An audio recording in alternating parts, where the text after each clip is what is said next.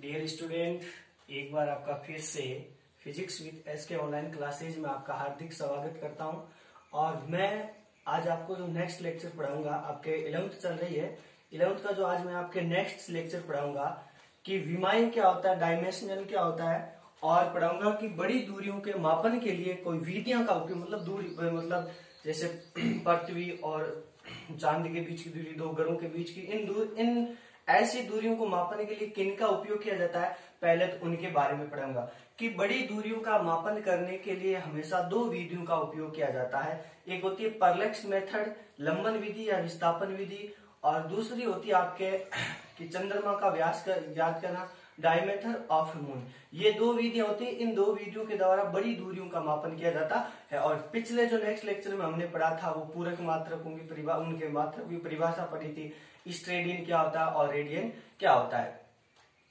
और उसके बाद में बड़ी दूरियों के मापन वाले पढ़ेंगे। बड़ी दूरियों का मापन हमेशा दो विधियों से किया जाता है, लंबन विधि या विस्थापन विधि, परलेक्स मेथड, और दूसरी होती है आपके कि चंद्रमा का व्यास याद करना, डायमीटर ऑफ मून याद करना। इनको अब आपके जो मैं आज आपको टॉपिक पढ़ाऊंगा वो विमा क्या होता है, जो आपके 11th में बेसिक है, 11th में 12th में हर भौतिक राशि की एक विमा होती है। उन विमाओं को आपके किताब में जो बुक में दे रखी है, एनसीईआरटी बुक में, वो आपके बुक में दे रखी है 50 विमा सभी की हर प्रत्येक भौतिक राशि की विमा होती है ज्यादा से ज्यादा, लेकिन जो आपके बुक में 50 है उन 50 को मैं लिखूंगा आज।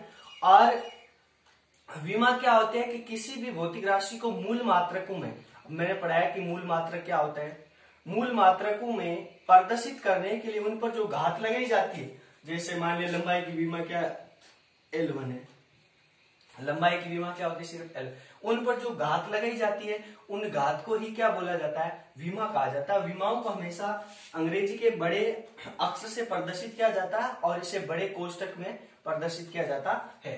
अब देखते हैं, हम विमा लिखते हैं। विमाओं में हमेशा आपके 3 या 4 चीज काम है। एक तो आएगा एम, बड़ा एम, मतलब बड़े कोष्टक से दर्शाए, बड़े अंग्रेजी के बड़े अक्षर से दर्शाया जाता है। एम का मतलब द्रव्यमान होता है, एल का मतलब लंबाई में जो होगी, लंबाई, चौड़ाई, ऊंचाई, विस्थापन, दूरी सारे, और टी का मतलब होगा समय, और के का मतलब हो जाएगा ताप, ए का मतलब हो जाएगा एम्पेयर। ये आपके कुछ मतलब तत्व काम में लूंगा, ये काम में लूंगा ऐसे। तो देखो, पहले सारणी बनाऊंगा कि भौतिक राशि अन्य राशियों से संबंध, विमेय सूत्र और एसआई पद्धति में मात्रक। तो पहली भौतिक राशि आपके मैं लू लंबाई, चौड़ाई, ऊंचाई, लंबाई, चौड़ाई, ऊंचाई, विस्थापन, ये 4, इन चारों की विमा एक ही रहेगी। अन्य राशियों से संबंध कोई इनका अन्य राशियों से संबंध नहीं होता है। और इनका जो विमीय सूत्र होता है वो क्या होगा, m का मान 0, द्रव्यमान 0 रहेगा, l का मान 1 रहेगा, t का मान 0 रहेगा। ऐसा पद्धति में मात्रक क्या होता है इनका, मीटर को m से प्रदर्शित किया जाता है। उसके बाद में आएगा आपके क्षेत्रफल, क्या आएगा, 2 नंबर पे आएगा आपका क्षेत्रफल। क्षेत्रफल का अन्य राशियों से संबंध होता है कि लंबाई इंटू चौड़ाई, यही होता है क्षेत्रफल। क्या होता है, लंबाई इंटू, या तो लंबाई कर सकते हो या लंबाई कर सकते हो, यही बात है कि लंबाई इंटू लंबाई होगी।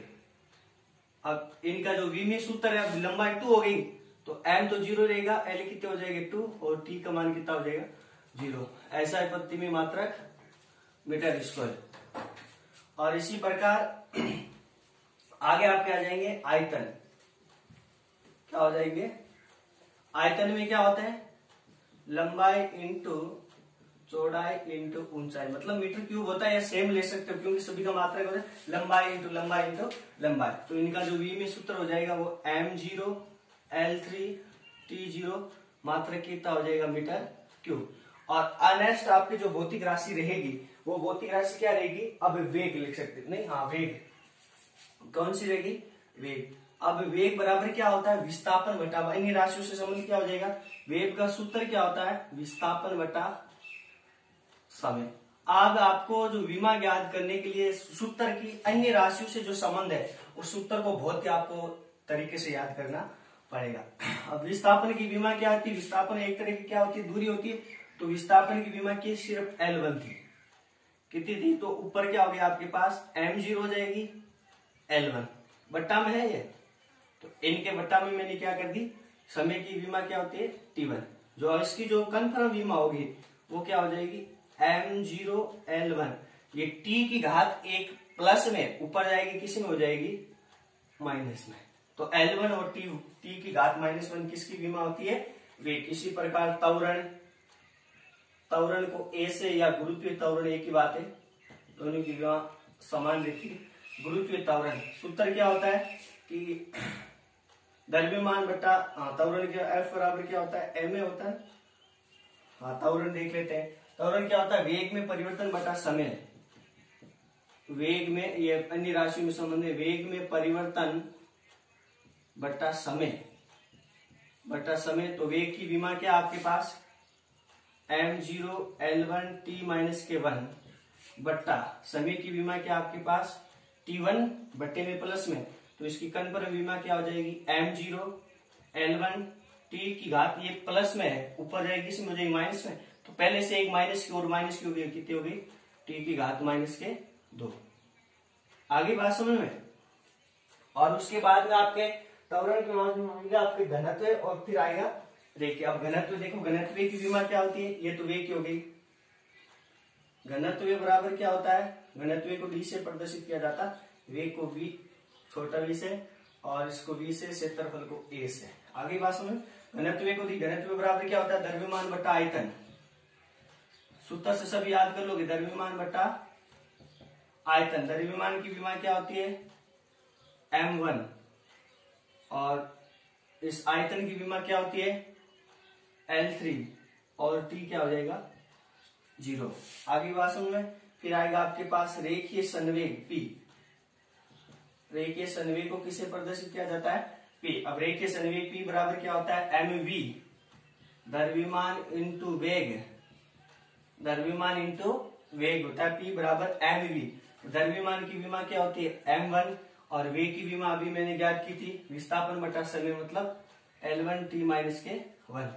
तो रेखीय संवेग की विमा क्या हो जाएगी m1, और इनका देखो मात्रक, सॉरी, अब इसका मात्रक क्या होता है विस्थापन का मीटर प्रति सेकंड हो जाएगा, त्वरण का क्या हो जाएगा मीटर प्रति सेकंड स्क्वायर हो जाएगा, और इसका क्या हो जाएगा घनत्व का कितना हो जाएगा, द्रव्यमान का क्या होता है केजी अपॉन आयतन का कितना होता है मीटर क्यूब। इसी प्रकार इसका कितना हो जाएगा केजी इंटू मीटर प्रति सेकंड, क्योंकि द्रव्यमान का होता है केजी, वेग का होता है मीटर प्रति सेकंड।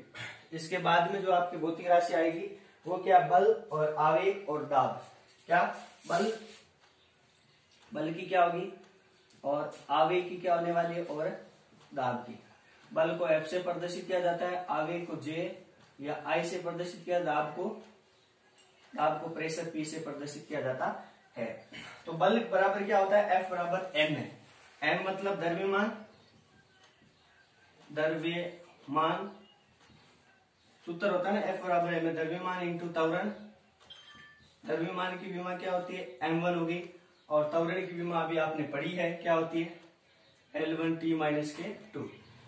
इसकी विमा आपके लिए मोस्ट रहेगी इसमें, बल की विमा। इस विमा से आप 10 भौतिक राशियों की विमा याद कर लोगे। तो ये आप सीधे याद रखें, 2-3 बार आप इसको रफ कॉपी में एकदम अच्छी तरीके से बैठ के 2-3 बार रफ कॉपी में लिखोगे, आराम से पढ़ोगे, सूत्र माइंड में रखोगे तो अपना आप याद हो जाएगी, ज्यादा याद करने की जरूरत नहीं है। क्योंकि अब इस बल की विमा देखो m1 L1 t-2, और मात्रा क्या हो जाएगा kg इंटू मीटर प्रति सेकेंड स्क्वायर, क्योंकि द्रव्यमान का kg, त्वरण का मीटर प्रति सेकेंड स्क्वायर।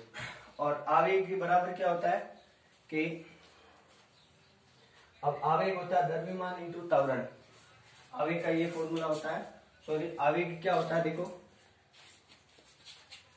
आवेग होता है कि JIF बराबर बल इंटू दूरी, बल इंटू दूरी कि बल इंटू दूरी। बल की विमा ये आपके पास है, ये दूरी m1 L1 t-2, दूरी की विमा L1। तो आवेग की विमा कितनी हो जाएगी m1 L2 t-2 गुणा हो जाएगी, आधार समान है।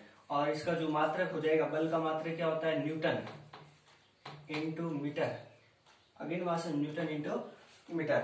और दाब बराबर क्या होता है बल बट्टा क्षेत्र, फॉर्मूला होता है ना P बराबर F बटा है बल बटा क्षेत्रफल। मैंने बताया था बल की विमा क्या होती है, m1L1T माइनस K2 अपन क्षेत्रफल की विमा L2।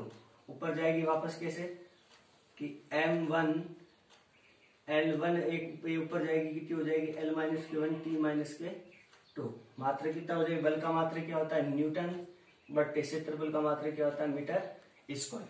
आगे ना बल दाब की विमा होगी m1L माइनस K1 और T माइनस K2। इसके बाद में आपके जो विमा आएगी कार्य और ऊर्जा की विमा ज्ञात करेंगे, ये शक्ति की। आगे ना बात सुन में अब